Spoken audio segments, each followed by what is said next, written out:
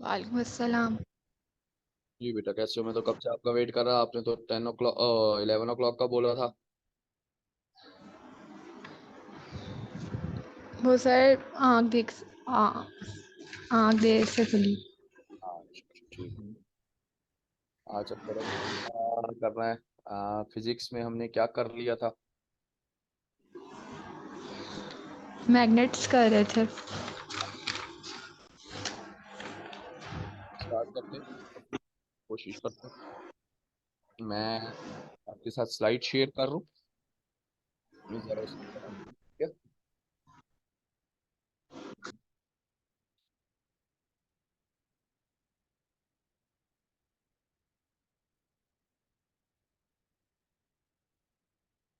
अच्छा, last class में हम मैग्नेटिज्म के ऊपर चले गए थे। मैग्नेटिज्म में हमने टाइप ऑफ मैग्नेट पढ़ लिए थे। उसके बाद हमने मैग्नेटिज्म के अंदर मैग्नेटिज्म की प्रॉपर्टीज कुछ पढ़ ली थी। मैग्नेटीज की प्रॉपर्टीज के साथ साथ हमने आपके परमानेंट मैग्नेट और टेम्परेरी मैग्नेट को पढ़ लिया था। ये पढ़ लिया था ना बच्चा? जी। सही हो गया। उसके बाद हमने क्या करंट टेयरिंग वायर किया था कि नहीं किया था? ये सारा तो कुछ तो हो गया था। इतना मुझे याद है कि सारा कुछ हो गया था।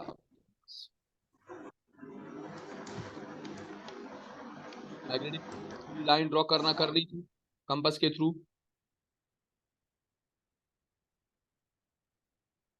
ये फील्ड लाइन ड्रॉ करना कर ली थी बेटा। जी। उसके बाद इंड्यूस मैग्नेटिज्म की थी हमने? नहीं की थी। मटीरियल कर दिया था हमने इसका? नहीं। मटीरियल नहीं किया था। नहीं। राइट।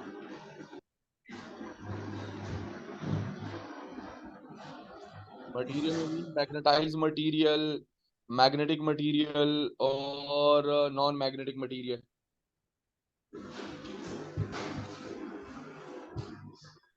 ये कर नहीं लिए थे?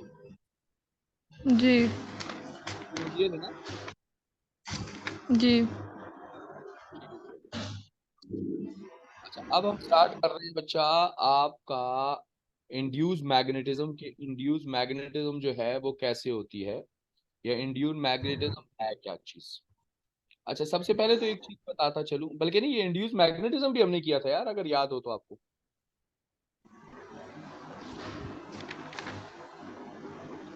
इंड्यूस मैग्नेटिज्म हाँ, किया वो कर लिया था। मेथड्स ऑफ मैग्नेटाइजेशन पे थे। था? अच्छा, मैग्नेटाइजेशन पे थे हम। ठीक हो गया। मैग्नेटाइजेशन में हमने क्या क्या किया था? शुरू किया था। अच्छा, शुरू किया था, चलो ठीक है। अब हमारे पास मैग्नेटाइजेशन आती है मैग्नेट को बनाना। अब जैसे हमने दो मैग्नेट किए, एक परमानेंट मैग्नेट किया, एक टेम्परेरी मैग्नेट किया। यानी परमानेंट मैग्नेट का मतलब ये है कि वो मैग्नेट जो कि आपका स्टील से बनता है उसको हम परमानेंट मैग्नेट कहते हैं। और वो मैग्नेट जो कि आयरन से बनता है उसको हम टेम्परेरी मैग्नेट कहते हैं। ये स्टेटमेंट हमने पहले पढ़ ली थी बेटा।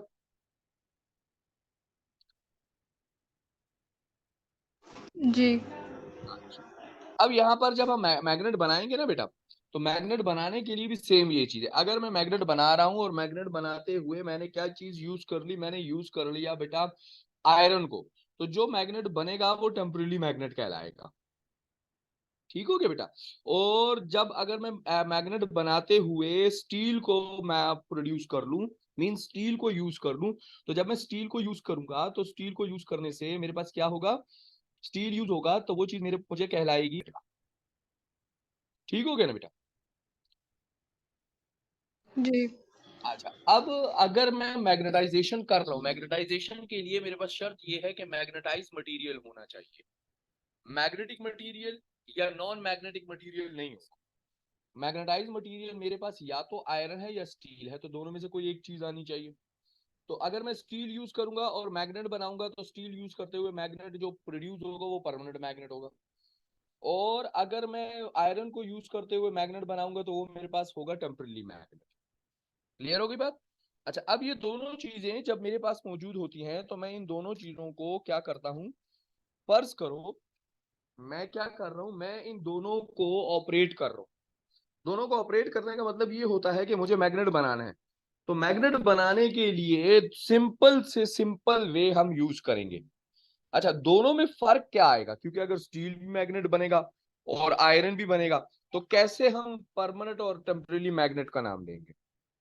अब जब लोहा आप यूज करोगे ना बेटा, आयरन यूज करोगे और एक मैग्नेट बनाओगे, तो उस टाइम वो जल्दी मैग्नेटाइज हो जाएगा।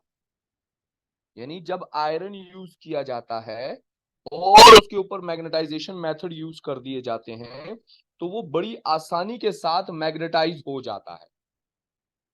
क्लियर हुई बात। यानी आयरन को मैग्नेटाइज करना बहुत आसान है। तो जैसे जैसे उसको मैग्नेटाइज करना आसान होगा तो उसको डीमैग्नेटाइज करना भी आसान होगा। तो इसका मतलब है जो टेम्परेरी मैग्नेट होता है ना बेटा, उसको बनाना और खत्म करना दोनों ही आसान है। इसीलिए उसको टेम्परेरी मैग्नेट भी कहा जाता है। तो जब मैं मैग्नेटाइजेशन यूज करूंगा तो दोनों में फर्क सिर्फ इतना ही आएगा कि जो टेम्परेरी मैग्नेट है बेटा, उसमें क्या आएगा, उसमें आपके पास वो जल्दी से मैग्नेटाइज हो जाएगा। और जो आपके पास परमानेंट मैग्नेट होगा, मीन स्टील होगा, वो जरा थोड़ा सा टाइम लेगा, टाइम टेकन होगा, और वो टाइम लेके जो है वो आपका मैग्नेटाइज होगा। क्लियर होगी बात। अच्छा, मैग्नेटाइजेशन के लिए हम तीन बड़े मेथड यूज करते हैं। ठीक हो गया। सबसे सिंपल से सिंपल मेथड होता है स्टोकिंग मेथड। सामने लिखा हुआ आ रहा है स्टोक करना। स्टोक का मतलब होता है टच करना, रब करना। अब स्टोकिंग मेथड में दो किस्म के मेथड होते हैं। एक कहलाता है सिंगल टच मेथड, एक कहलाता है सिंगल टच मेथड, और एक कहलाता है डबल टच। सिंगल टच ये है आपके पास, ये जो बना हुआ है सिंगल टच है आपके पास। अब देखो इसमें क्या किया गया है, एक स्टील बार नीचे रखी गई है। ये स्टील बार है, ये अभी मैग्नेट बना नहीं है। ये स्टील बार है, मीन स्टील को हमने यूं रख दिया, स्टील बार ली और यूं रख दिया उसे नीचे। अब क्या कर दिया, एक मैग्नेट ले लिया, उसका नॉर्थ लो या साउथ लो, मर्जी आपकी है। मैग्नेट को लेके उसके ऊपर एक साइड से रख दिया। लेट सपोज मैंने नॉर्थ साउथ से ले लिया और इसको रब करना शुरू कर दिया। यहां से रब करना शुरू किया, इस साइड पे आ गया, इसके एंड तक आ गया, इस साइड पे चल रहा हूं, एंड तक चला गया। एंड तक जाने के बाद मैं वहां इस एंड पे पहुंच के अपने मैग्नेट को उठा लूंगा। दोबारा से वापस नहीं उसको फ्रिक्शन करूंगा, बल्कि उठा लूंगा। जब उठाऊंगा अगेन वापस इस पॉइंट ए पे आ जाऊंगा। तो पॉइंट ए से बी तक मैं एक ही डायरेक्शन में रब करता रहूंगा। कुछ देर के बाद आपको खुद एहसास हो जाएगा, कुछ देर के बाद क्या हो जाएगा, वो जो स्टील बार है वो मैग्नेटाइज हो जाएगी, मैग्नेट में प्रोड्यूस हो जाएगी, उसमें मैग्नेटिज्म आ जाएगा। लेकिन शर्त यह है कि इसको एक ही साइड पे रब कर रहे हैं। मीन ए टू बी अगर जा रहे हैं तो ए टू बी ही जाना पड़ेगा, कभी भी बी टू ए वापस नहीं आ सकते हम। ठीक हो गया। ए टू बी ही हम जाएंगे, बी टू ए हम वापस नहीं आएंगे इसमें। क्लियर हो गई बात यहां तक। जी। अच्छा, अब अगर यही चीज मैं स्टॉकिंग मेथड ही डबल टच यूज करूं। डबल टच का मतलब ये होता है, लेट सपोज देखो बेटा, मेरे पास एक ही मैग्नेट बार है, सही है। मैंने क्या कर दिया, मेरे पास मुझे स्टील बार है, मुझे स्टील बार को क्या करना है, मैग्नेटाइज करना है। तो मैं क्या करूंगा, ये स्टील बार ली मैंने। अब स्टील बार के ऊपर दो मैग्नेट ले लिए, एक मैग्नेट यहां ले लिया, एक मैग्नेट यहां ले लिया। लेकिन दोनों में शर्त ये होगी, अगर ये नॉर्थ है, एक साइड नॉर्थ है तो दूसरी साउथ होनी चाहिए, बस शर्त ये है। अब नॉर्थ वाला जो है वो बी की साइड पे जाना चाहिए, और साउथ वाला जो है वो ए की साइड पे जाना चाहिए। अब जब मैं इसको रब करूंगा इस डायरेक्शन में कि एन जो है नॉर्थ वाला जो है बी की डायरेक्शन में जाए, साउथ वाला ए की डायरेक्शन में जाए, बी पे पहुंच के ये उठ जाएगा ऊपर, और यहां से ये ऊपर उठ जाएगा, अगेन वापिस इसी पॉइंट पे आ जाएगा, स्टार्टिंग पॉइंट पे। दोबारा से रब होगा इसी तरह, नॉर्थ बी की तरफ, साउथ जो है वो ए की तरफ। इसको हम कहते हैं डबल स्टोकिंग मेथड। ये यानी दो मैग्नेट बनाते हैं। क्लियर हो गया। तो इस तरह भी ये मैग्नेट प्रोड्यूस हो जाएगा आपका। क्लियर होगी बात।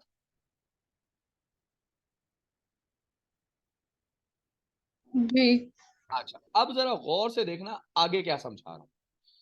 अब यहां पर क्या है आपके पास कि आपका जनाब ये जो है देखो ये नॉर्थ है, तो जब रब करोगे ना तो नीचे नॉर्थ ही बनेगा, कभी साउथ नहीं बनेगा। ठीक है, जब हम रब कर रहे हैं, रब करते हुए यहां जाएंगे तो यहां साउथ बनेगा। क्यों? क्योंकि यहां से उठ रहा है वो नॉर्थ, यहां पर आ रहा है, क्योंकि ये नॉर्थ यहां आ रहा है, तो नॉर्थ यहां आएगा तो ये साउथ बन जाएगा। लेकिन डबल स्ट्रोक में देखो, जहां साउथ है तो वहां साउथ ही नीचे बन रहा है, जहां पर इसकी एंडिंग हो रही है वहां नॉर्थ बन रहा है। जहां नॉर्थ है नीचे नॉर्थ ही बन रहा है, लेकिन जहां एंडिंग हो रही है वहां पर साउथ बन रहा है। Same like this. ठीक है, तो जहां पर एंड होगा वहां पर उसका ऑपोजिट पोल बनेगा, जहां से स्टार्ट होगा वहां पर ऑपोजिट पोल नहीं बनेगा उसका।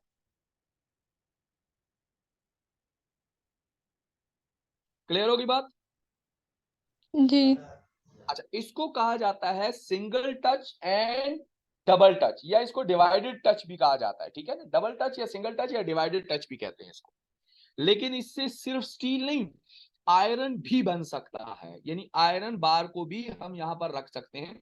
तो अगर मैं स्टील बार की बजाय आयरन बार को रखूंगा तो स्टील बार की बजाय जब आयरन बार रखी जाएगी तो उस मैग्नेट को हम टेम्परेरी मैग्नेट कहेंगे। ठीक है, और स्टील जो है ये काफी बार रब करने के बाद मैग्नेट बनेगा, लेकिन जो आयरन है वो कुछ ही टाइम रब करने के बाद आपके पास क्या बन जाएगा? मैग्नेट बन जाएगा, क्योंकि आयरन जो होता है वो टेम्परेरी मैग्नेट होता है आपके पास। क्लियर होगी बात? जी। अच्छा, अब हमारे पास क्या होता है कि एक तो हो गया स्टोकिंग मेथड, एक होता है by the electricity, by the electricity. अब इलेक्ट्रिसिटी ही मेथड मैग्नेटाइजेशन के लिए भी हम यूज करते हैं और डीमैग्नेटाइजेशन के लिए भी यूज करते हैं। यानी इलेक्ट्रिसिटी हमारे पास उसको मैग्नेटाइज भी करता है और डीमैग्नेटाइज भी करता है, लेकिन दोनों में जो टाइप ऑफ इलेक्ट्रिसिटी है वो चेंज होती है। यानी हमारे पास दो टाइप के करंट है, एक टाइप का करंट कहलाता है डीसी करंट। डीसी करंट का मतलब होता है डायरेक्ट करंट, डायरेक्ट करंट का मतलब होता है सिंगल डायरेक्शन करंट, जो एक ही डायरेक्शन में ट्रेवल करता है, उसको हम कहते हैं डीसी। और जो हमारे पास एसी करंट होता है, सेकंड टाइप ऑफ करंट है एसी करंट। एसी करंट का मतलब होता है ऑल्टरनेटिंग करंट। ऑल्टरनेटिंग करंट वो होता है जो कि अपनी डायरेक्शन बार बार चेंज कर रहा होता है। क्लियर होगी बात? अपनी डायरेक्शन बार बार चेंज करता है, तो जो डायरेक्शन अपनी बार बार चेंज करता है यानी एसी करंट हम यूज करते हैं डीमैग्नेटाइजेशन के लिए। और डायरेक्ट करंट हम यूज करते हैं जिसमें सेम डायरेक्शन ऑफ करंट होती है, उसमें यूज करते हैं मैग्नेटाइजेशन के लिए। अब जो आपके घरों में केई की जो लाइट आ रही है ना बेटा, या जनरेटर की जो लाइट आ रही है, ये लाइट होती है ऑल्टरनेटिंग करंट होता है। ठीक है, ऑल्टरनेटिंग करंट का मतलब है ये जो हमारे घरों में जो करंट आ रहा है ये ऑल्टरनेटिंग करंट है, एसी करंट है। लेकिन जो बैटरी से करंट निकलता है, जैसे मोबाइल की बैटरी है तो मोबाइल के अंदर जो करंट है, या गाड़ी के अंदर जो करंट है, गाड़ी के अंदर भी बैटरी लगी होती है, या यूपीएस जो घरों में लगाए होते हैं उसमें बैटरी होती है। तो जो बैटरीज के करंट है ये डायरेक्ट करंट है। तो जब हम मैग्नेटाइजेशन करेंगे तो हम डायरेक्ट करंट को यूज करेंगे। अब मैग्नेटाइजेशन का, अगर मुझे स्टील को या आयरन को मैग्नेटाइज करना है तो बहुत सिंपल सा एक मेथड है। हम क्या लेते हैं, एक सोलोनाइड ले लेते हैं। सोलोनाइड का मतलब होता है एक वायर है, वायर को स्प्रिंग बना लेते हैं, स्प्रिंग टाइप बन जाती है, ये सोलोनाइड बन जाती है, इसको सोलोनाइड कहा जाता है। ठीक है, इसको सोलोनाइड कहते हैं। अच्छा, अब इसको मैं यहां बैटरी से अटैच कर देता हूं। ठीक है, बैटरी के साथ अटैच कर दिया। अब मैं क्या करता हूं, या तो आयरन बार ले लेता हूं या स्टील बार, दोनों में से कोई एक बार इसके अंदर प्लेस कर देता हूं। यानी सोलोनाइड के अंदर मैंने आयरन या स्टील बार को प्लेस कर दिया, यानी रख दिया। उसके बाद क्या करता हूं, करंट को ऑन कर देता हूं, स्विच ऑन करके करंट ऑन हो, तो करंट ऑन हो जाता है, करंट यहां से फ्लो करना शुरू कर देगा। फ्लो करते करते वापस आएगा, इस तरह ये फ्लो करता रहेगा करता रहेगा करता रहेगा। कुछ देर बाद ऑटोमेटिकली आपका जो स्टील बार है या आयरन बार है दोनों मैग्नेटाइज हो जाएंगे। तो अगर स्टील बार मैग्नेटाइज होगा तो उसको हम टेम्परेरी मैग्नेट बोलेंगे, और जब हमारे पास सॉरी आयरन बार मैग्नेटाइज होगा तो टेम्परेरी मैग्नेट होगा, लेकिन जो स्टील होगा वो परमानेंट मैग्नेट बन जाएगा। अच्छा, अब क्या होगा, अगर इसमें से मैं आयरन को बाहर निकाल दूंगा तो वो डीमैग्नेटाइज हो जाएगा, क्योंकि वो टेम्परेरी मैग्नेट होता है, वो एकदम से खत्म हो जाता है। लेकिन जब स्टील बार इससे बाहर निकलेगी तो वो मैग्नेट ही रहेगी, वो बाहर भी एज ए मैग्नेट एक्ट करेगी। क्लियर हो गई ये चीज? जी। अच्छा, तो देखो क्या है, a steel bar is place inside a solenoid through which a direct current pass for a while. कुछ टाइम के लिए हम उसमें से डायरेक्ट करंट को पास करेंगे सोलोनाइड के अंदर, और सोलोनाइड के अंदर स्टील बार को प्लेस कर दो।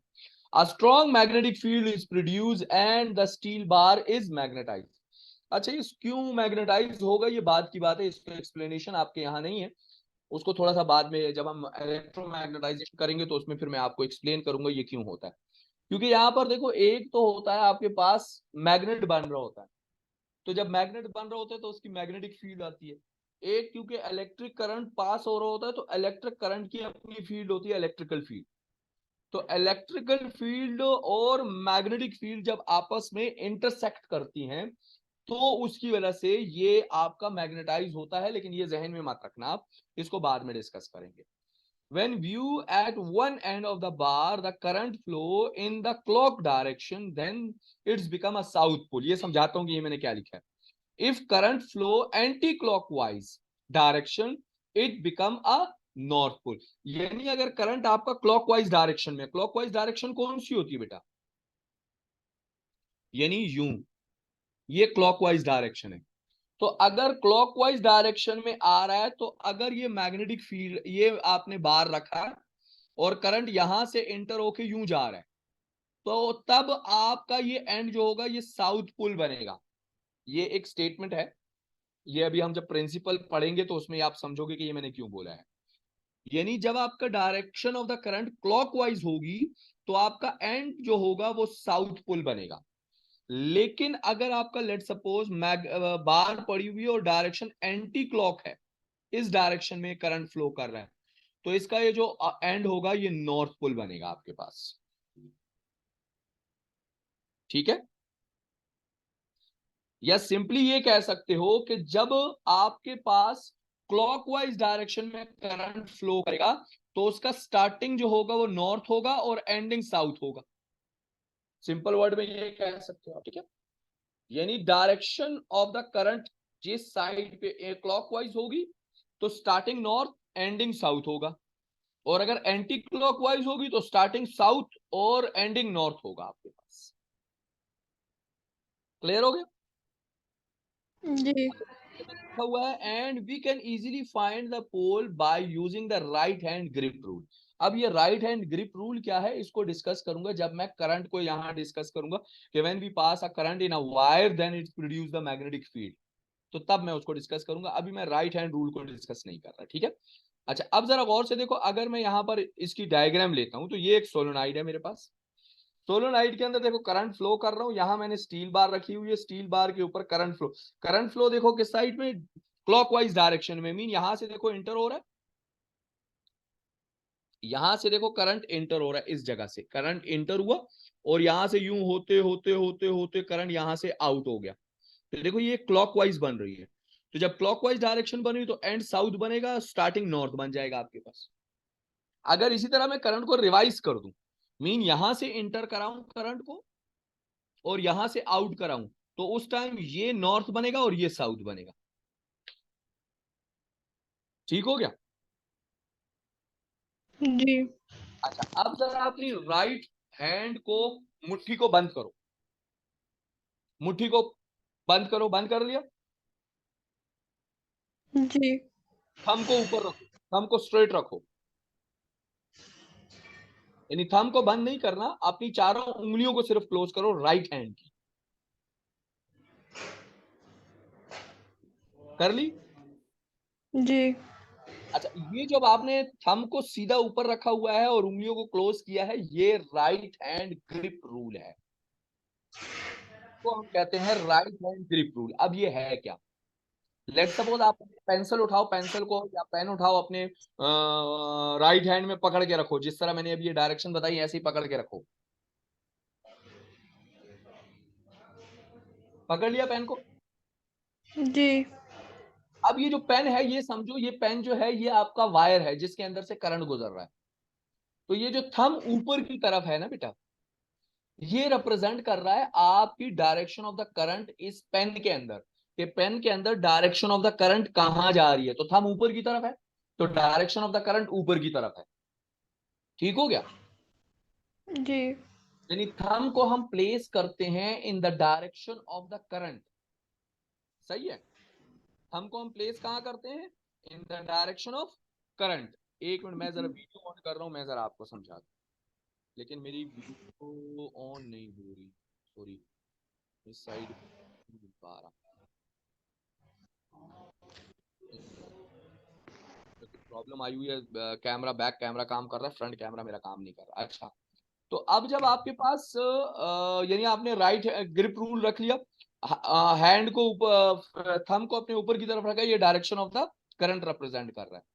जो फिंगर क्लोज हो रही है, जो चार फिंगर आपकी क्लोज हो रही है, थंब ऊपर रखा हुआ है, चार फिंगर जो क्लोज हो रही है, तो ये जो क्लोज हो रही है, तो फिंगर जिस डायरेक्शन में क्लोज हो रही है, ये डायरेक्शन रिप्रेजेंट कर रही है मैग्नेटिक फील्ड को।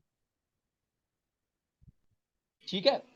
यानी आपका थंब रिप्रेजेंट कर रहा है करंट की डायरेक्शन को अपवर्ड। सही है? करंट की डायरेक्शन को कहां रिप्रेजेंट जी। कर रहा है? अपवर्ड रिप्रेजेंट कर रहा है। मेरा हैंड आपको नजर आ रहा है?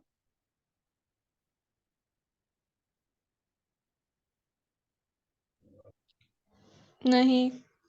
अभी नजर आ रहा है? नहीं। वेट अ व्हाइल, मैं ये ऑफ करता हूं, दोबारा से ऑन करता हूं।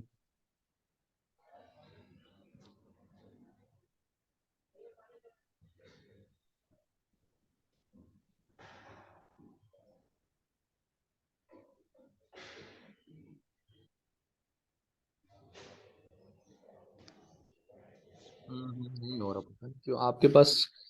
आपके पास कैमरा लगा हुआ है? जी। तो आपके पास मेरी पिक्चर क्यों नहीं आ रही?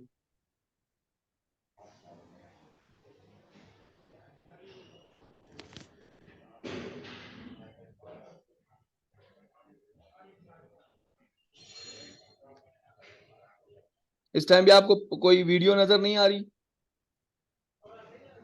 सर आ रही है। वीडियो नजर आ रही है? जी। Wait a while.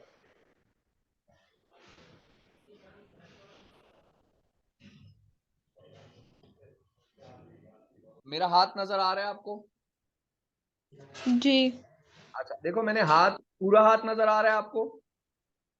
जी। अब देखो ये जो थंब है ये अपर डायरेक्शन में है। तो थंब अपर डायरेक्शन में हुआ, तो इसका मतलब ये हुआ कि ये आपका जो थंब है ये रिप्रेजेंट कर रहा है आपके करंट की डायरेक्शन को। फर्ज करो ये एक वायर है मेरे पास, मैंने क्या कर दी, इस वायर को अपने थंब में इस तरह हैंड में पुश कर लिया, पकड़ लिया। ये जो थंब है ये रिप्रेजेंट करेगा इस वायर के अंदर मेरी अपवर्ड डायरेक्शन जा रही है, किस चीज की? मेरे करंट की डायरेक्शन अपवर्ड जा रही है। ठीक हो गया?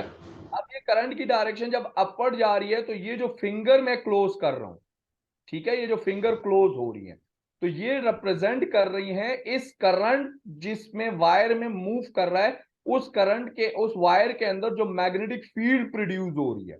तो देखो ये इस डायरेक्शन में प्रोड्यूस हो रही है। क्लियर हो गई बात? अच्छा, अब अगर मैं थंब को नीचे कर लेता हूं, अपने हैंड को उल्टा कर दिया, तो देखो जैसे ही थंब डाउनवर्ड आ गया, तो आपकी क्लोजिंग डायरेक्शन भी चेंज हो गई। तो आपकी फील्ड की डायरेक्शन जो है वो भी चेंज हो गई है आपके पास। क्लियर हुई ये बात? जी। चलो, अच्छा, अब हमारे पास क्या है? ये सिंपल व्यू है हमारे पास, हमारे राइट हैंड ग्रिप रूल का। इसको कहा जाता है राइट हैंड ग्रिप रूल। और यही रूल हमने आगे जाके अप्लाई करने होंगे। ठीक है? बट अभी के लिए फिलहाल यहां पर ये समझो कि जो आपकी डायरेक्शन ऑफ द करंट बन रही है, या आपके पास direction of the north and south बन रहा है, अगर क्लॉकवाइज में हम मूव करेंगे करंट को, तो आपका एंडिंग जो होगा वो साउथ बनेगा। और अगर मैं एंटी क्लॉकवाइज मूव करूंगा जो, तो एंडिंग जो होगी वो मेरी बनेगी नॉर्थ। क्लियर हो गई बात? बेसिकली जी। शेप होती है जो अभी आपके पास डायग्राम सामने आई है। सोलोनाइड की शेप जो होती है ये होती है, ये लैब में मौजूद होता है। इसके अंदर ये हम यहाँ जो पाइप है, ये जो रेड नजर आ रहा है ये वायर है, ठीक है। और यहाँ पर अटैच किया जाता है इसके साथ, यानी जो टर्मिनल्स हैं बैटरी के टर्मिनल यहाँ पर, ठीक है। एक मिनट में कलर चेंज कर दूं, यानी यहां पर बैटरी टर्मिनल और यहां पर बैटरी टर्मिनल अटैच कर दिया जाता है। और इस जगह के थ्रू इसके अंदर, यानी यहाँ ये पाइप है, इसके अंदर जो है ये आप अपनी आयरन बार या स्टील बार को प्लेस करते हो। तो जैसे यहां से करंट ऑन करोगे तो यहाँ इसके अंदर जो है इसमें ये मैग्नेटाइजेशन स्टार्ट कर देता है। क्लियर है ये बात? जी। अच्छा, ये तो हो गया मैग्नेटाइजेशन। अब इसी तरह मैग्नेटाइजेशन की तरह ही हमारे पास डीमैग्नेटाइजेशन होती है। तो डीमैग्नेटाइजेशन में भी हम सेम ये प्रोसेस यूज करते हैं, ठीक है, इलेक्ट्रिसिटी यूज करते हुए। लेकिन हमारे पास करंट जो होता है, सिर्फ करंट चेंज हो जाता है, हमारे पास आ जाता है ऑल्टरनेट करंट, ठीक है। यानी हमारे पास जो करंट आ जाता है वो होता है ऑल्टरनेटिंग करंट, डीसी करंट खत्म हो जाता है। बाकी तमाम प्रोसेस यही, आपका सोलोनाइड होगा, सोलोनाइड के अंदर आप उसको प्लेस करोगे, प्लेस करने के बाद करंट को फ्लो करवाओगे। जैसे ही करंट फ्लो होगा तो आपके पास, करंट फ्लो होने के साथ आपके पास जो है वो चेंज हो जाएगा और आ जाएगा।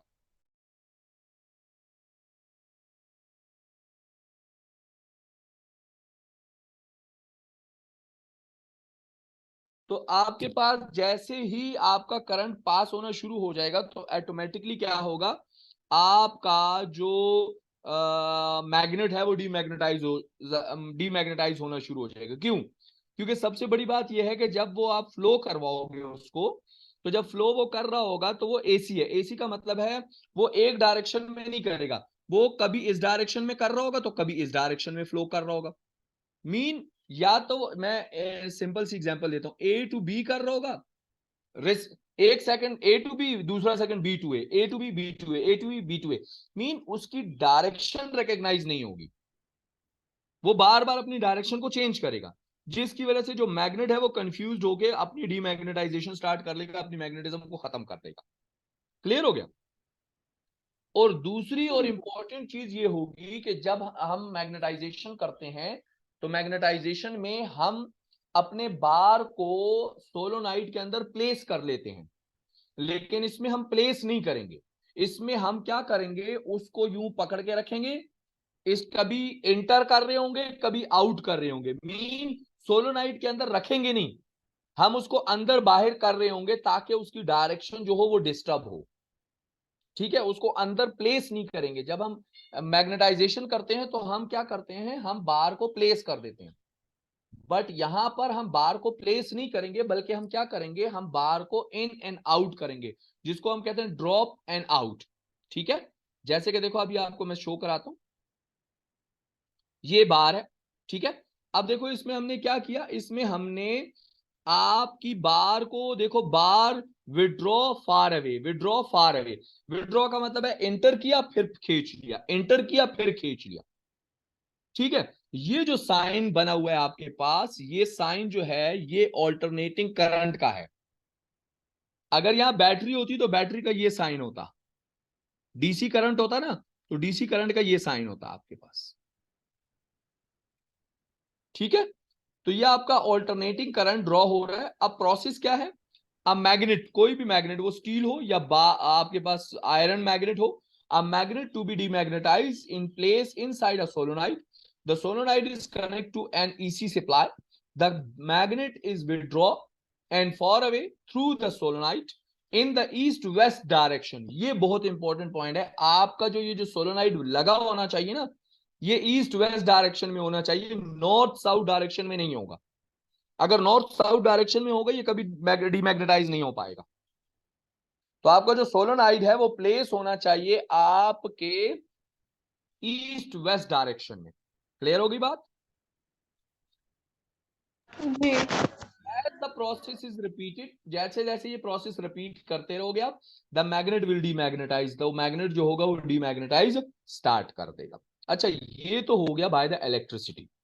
अब हमारे पास डीमैग्नेटाइजेशन के और तरीके भी हैं, जैसे हीट अप कर लो, टेम्परेचर इंक्रीज कर लो, यानी आप अपने मैग्नेट को रख के गर्म कर लो, डीमैग्नेटाइज हो जाएगा। अगर मैग्नेट को गर्म नहीं कर रहे तो उसको जी हीटिंग कर दो, हैमरिंग जिसको हम कहते हैं, हैमरिंग कर लो उसकी, मार दो उसको, चोटें पहुंचाओ, तब भी वो डीमैग्नेटाइज हो जाएगा। ठीक है, तो आगे जो प्रोसेस आ रहे हैं वो देखो हमारे पास क्या है, डीमैग्नेटाइजेशन बाय हैमरिंग या बाय द हीटनेस। ठीक है, by heating. If we heat a magnet strongly by mean of Bunsen flame, the magnet will lose its magnetization। यानी अगर मैं क्या करूं, अपने मैग्नेट को गर्म कर लूं, हीट अप कर लूं, तो भी मैग्नेटाइजेशन खत्म हो जाएगी। हैमरिंग कर लूं उसको, यानी उसको चोटें पहुंचाऊं, as in the case of heating, hammering also cause a magnet to lose its magnetism। if the magnet is hammering, ठीक है, वो क्या करेगा, वो Aahista Aahista east west direction में, नॉर्थ साउथ डायरेक्शन में नहीं, ईस्ट वेस्ट डायरेक्शन में, तमाम चीजें ईस्ट वेस्ट डायरेक्शन में होगी जब हम उसको डीमैग्नेटाइज करेंगे। It's magnetism become weaker and weaker, वो वीक से वीक होती जाएगी और एंड ऐसे आएगा कि वो क्या कर लेगा, वो मैग्नेटाइजेशन उसकी खत्म कर देगा। अच्छा, ये प्रोसेस हमने पढ़ लिया था, परमानेंट मैग्नेट और टेम्परेरी मैग्नेट हमने पढ़ लिए थे। जी। अच्छा ठीक हो गया, डन हो गया। इसके बाद हम चलते हैं अपने अभी आज के लिए इतना काफी है कि आगे चलें।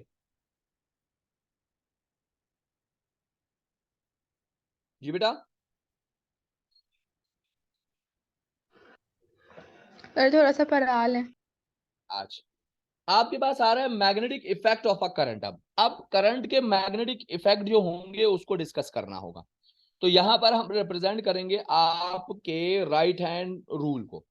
अच्छा, याद रखना, जब भी एक वायर के अंदर से करंट फ्लो करता है, चाहे वो सिंगल वायर हो, चाहे वो डबल वायर हो, चाहे वो ट्रिपल वायर हो, किसी तरीके से भी हो, तो when a current flow in a wire, तो उसकी एक प्रॉपर्टी होती है कि it's produce the magnetic field around the wire. जब भी आपका एक वायर जो है उसके अंदर से हम करंट को फ्लो करवाएंगे, तो उसके सराउंडिंग में, उसके इर्द गिर्द जो होगी, वो एक मैग्नेटिक फील्ड प्रोड्यूस करेगा वो करंट। ठीक है, तो when electric current is pass through a wire as show below, a weak magnetic field is produce around the wire. अब वायर के अराउंड जो है मैग्नेटिक फील्ड प्रोड्यूस होगी वो इस किस्म की होगी, वो सर्कुलर टाइप में होगी। सर्कुलर होगी क्यों, क्योंकि उसके सराउंडिंग में प्रोड्यूस होगी और सिंगल वायर है। ठीक हो गया। अब अगर ये सिंगल वायर ना हो, सोलोनाइड हो, तो सोलोनाइड के अंदर भी प्रोड्यूस होती है, लेकिन उसको बाद में डिस्कस करूंगा, पहले मैं सिर्फ डिस्कस करूं सिंगल वायर को। तो सिंगल वायर के अंदर अगर मुझे मैग्नेटिक फील्ड की डायरेक्शन को रिप्रेजेंट करना होता है, तो मैं right hand grip rule use करता हूं, जो अभी मैंने आपको बताया कि उसमें मैं क्या करता हूं, ऐसे वायर को तो हम नहीं पकड़ सकते ना, उसके अंदर जब करंट गुजर रहा हो तो वायर को थोड़ी पकड़ा जाता है। हम क्या करते हैं, इमेजिन करते हैं कि मैंने वायर को अपने राइट हैंड में ग्रिप किया हुआ है और अपने थंब को in the direction of the current रख लेता हूं, क्योंकि करंट की डायरेक्शन मुझे पता होती है। वजह ये होती है क्योंकि जब अगर मैं उसमें डीसी करंट गुजार रहा हूं तो मुझे पता है कि पॉजिटिव टू नेगेटिव करंट जा रहा है, तो इस डायरेक्शन में करंट फ्लो कर रहा है। अगर अपवर्ड कर रहा होता है तो थंब को अपवर्ड रखता हूँ, डाउनवर्ड कर रहा होता है तो थंब को डाउनवर्ड रखता हूँ, लेफ्ट राइट कर रहा होता है तो लेफ्ट राइट पे थंब को रखता हूँ। तो थंब को जैसे ही मैं डायरेक्शन ऑफ द करंट में प्लेस करूंगा, ऑटोमेटिकली जो फिंगर्स होंगी वो रिप्रेजेंट कर जाएंगी, यानी फिंगर जिस डायरेक्शन में क्लोज हो रही होंगी उस डायरेक्शन में आपकी मैग्नेटिक फील्ड की डायरेक्शन होगी। जैसे देखो, फर्ज करो मेरे पास क्या है, मैंने क्या कर दिया, मेरे पास एक वायर है। ठीक है, वायर जो है, ये मैंने वायर ले ली, जस्ट वेट मैं इसको क्लियर कर दूं। मैंने जी वायर ले ली, एक वायर ले ली, किसी भी डायरेक्शन में, वो कोई किसी भी डायरेक्शन में है। फर्ज करो अगर वो वायर इस डायरेक्शन में यूं है और इसके अंदर करंट यूं फ्लो कर रहा है, तो थंब की डायरेक्शन मेरी यहां आ जाएगी, अपवर्ड। अब जो फिंगर है वो इस डायरेक्शन में क्लोज होंगी, तो इसका मतलब होगा इस वायर के अंदर जो मैग्नेटिक फील्ड प्रोड्यूस हो रही है वो इस डायरेक्शन में प्रोड्यूस हो रही है। अच्छा, अब अगर यही वायर पड़ी हुई है लेकिन direction of the current downward आ गई, तो अब जो फिंगर क्लोज हो रही है वो इस डायरेक्शन में हो रही है, तो अब जो मैग्नेटिक फील्ड की डायरेक्शन बनेगी वो इस डायरेक्शन में बनेगी आपके पास। क्लियर हो गया। अब अगर यही वायर है वो मैंने यूं प्लेस कर दी और करंट की डायरेक्शन ये है, तो थंब जो होगा वो इस डायरेक्शन में प्लेस हो जाएगा, तो फिंगर की डायरेक्शन ये बनेगी आपके पास। क्लोजिंग फिंगर जो होगी वो ये होगी, तो इसके अंदर जो मैग्नेटिक फील्ड की डायरेक्शन होगी वो यूं बन जाएगी आपके पास। ठीक हो गया?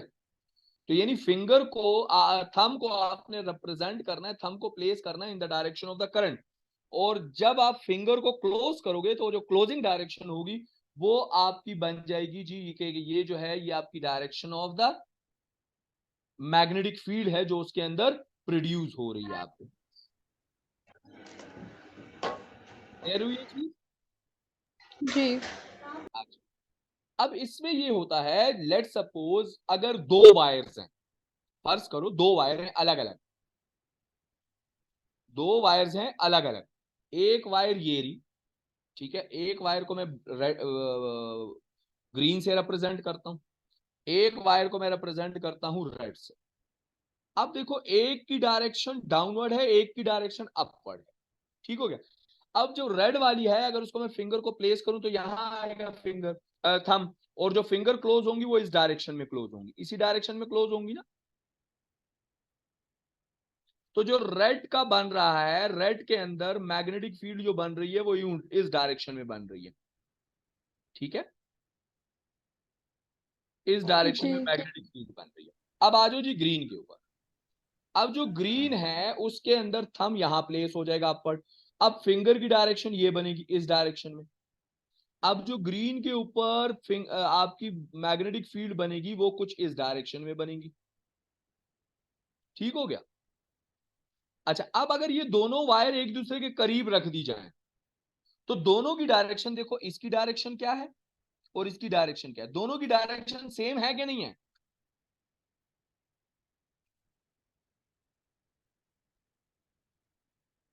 दोनों की डायरेक्शन सेम है, अंदर की तरफ ही जा रही है ना दोनों। जी। इसका मतलब है same pole of the magnet बन रहे हैं, यानी डायरेक्शन सेम है तो मैग्नेट सेम है, यही है ना। जी।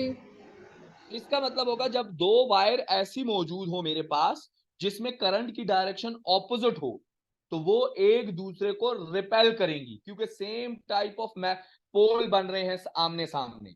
अच्छा, अगर इसी को थोड़ा सा मैं चेंज कर दूं, फर्ज करो अब मैं इसको चेंज कर रहा हूं, मेरे पास एक वायर है यूं अपवर्ड, इसमें भी अपवर्ड जा रहा है, और एक वायर है इसमें भी अपवर्ड ही जा रहा है। अब जो फिंगर क्लोजिंग है वो यूं बनेगी, इसमें भी यूं बनेगी, इसमें भी यूं बनेगी। ठीक हो गया? अब जब दोनों में सेम बन रही है तो इसमें डायरेक्शन ऑफ द फील्ड जो है वो इस तरह बन रही है, इसमें डायरेक्शन ऑफ द फील्ड जो है वो यूं बन रही है। ठीक हो गया? अब बन रही है तो इस डायरेक्शन में और इस डायरेक्शन में, तो ये अपर दोनों सेम ही बनेगी ना, दोनों एक मिनट, दोनों में सेम बननी चाहिए। ये अपवर्ड आ गया तो अपवर्ड में इस डायरेक्शन में बन रही है, ये भी अपवर्ड है तो इसमें भी जो है वो सेम डायरेक्शन में ही बनेगी। तो अब देखो जरा, दोनों को अगर मैं करीब लाऊंगा तो ये दोनों डायरेक्शन ऑपोजिट है ऑपोजिट। जी। का मतलब है ये ऑपोजिट पोल बन रहे हैं, तो जब same direction of the current दो वायर के अंदर फ्लो कर रहा होगा तो उस टाइम वो दोनों आपस में क्या करेंगी, अट्रैक्ट करेंगी। यानी अगर आपके पास ऑपोजिट में है तो ऑपोजिट में क्या करेंगी, ऑपोजिट में वो रिपेल करेंगी, फोर्सेस आउटवर्ड लगेगी उसके ऊपर, और जब वो सेम डायरेक्शन में होगी तो उस टाइम वो क्या करेंगी, अट्रैक्ट करेंगी आपके पास।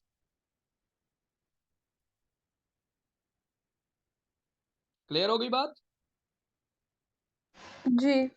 आज के लिए इतना काफी है बच्चा, इसके ऊपर आप थोड़ा सा काम करो, उसके बाद इंशाल्लाह हम उसको कंटिन्यू करेंगे इसके आगे इफेक्ट्स के, क्योंकि इसमें आगे इफेक्ट्स जो आ रहे हैं इसका प्रिंसिपल आएंगे, इसके फिर डायरेक्शंस आएंगी, उसके सराउंडिंग आएगा, सोलेनोइड्स आएगी, तो दो तीन और चीजें हैं जो आपको फिर कंफ्यूज